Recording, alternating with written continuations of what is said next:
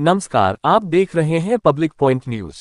आज की सबसे बड़ी आर्थिक खबर 22 सितंबर से देश में जीएसटी के नियमों में बड़ा बदलाव लागू हो चुका है।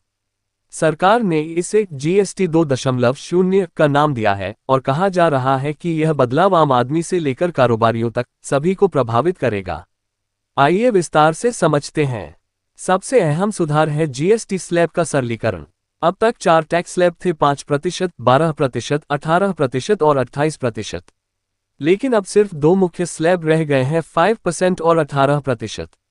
जबकि तंबाकू, गुटखा और लग्जरी कार जैसी वस्तुओं के लिए एक नया द मेरिट स्लैब 40% रखा गया है।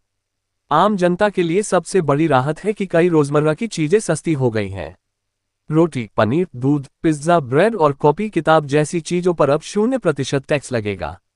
जबकि साबुन, शैम्पू, टूथपेस्ट, ड्राई फ्रूट्स और बेकरी उत्पाद पर सिर्फ 5% जीएसटी लगेगा। यानी आपकी जेब पर अब पहले से कम बोझ पड़ेगा। इसी तरह इलेक्ट्रॉनिक्स और कंज्यूमर गुड्स सेक्टर को भी राहत दी गई है। बड़ी टीवी, छोटे वाहन, फ्रिज और वॉशिंग मशीन जैसे उत्पाद अब 18% जीएसटी के दायरे में आ गए हैं। पहले इन पर 28% टैक्स देना पड़ता था। स्वास्थ्य क्षेत्र में भी बड़ा कदम उठाया गया है।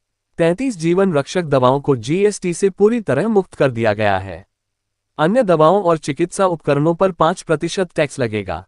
इतना ही नहीं, जीवन बीमा और स्वास्थ्य बीमा पॉलिसियों पर भी अब कोई जीएसटी नहीं लगेगा। हालांकि सरकार ने सिन और लग्जरी उत्पादों पर टैक्स बढ़ा दिया है। तंबाकू उत्पाद, सिगरेट, गुटखा और लग्जरी गाड़ियां अब 40% जीएसटी स्लैब में शामिल कर दी गई हैं। सरकार का कहना है कि इसका मकसद सामाजिक और आर्थिक संतुलन कायम करना है। इसके अलावा जीएसटी विवादों के तेज निपटारे के लिए अब जीएसटी अपीलेट ट्रिब्यूनल जीएसटीएटी बनाया जाएगा। साथ ही पान मसाला और सिगरेट जैसी वस्तुओं पर टैक्स अब उनकी रिटेल सेल प्राइस के आधार पर लगेगा, जिससे टैक्स चोरी रोकी जा सके। तो कुल मिलाकर जीएसटी 2.0 से जहां रोजमर्रा की चीजें सस्ती होंगी, वहीं लग्जरी और हानिकारक वस्तुएं महंगी होंगी।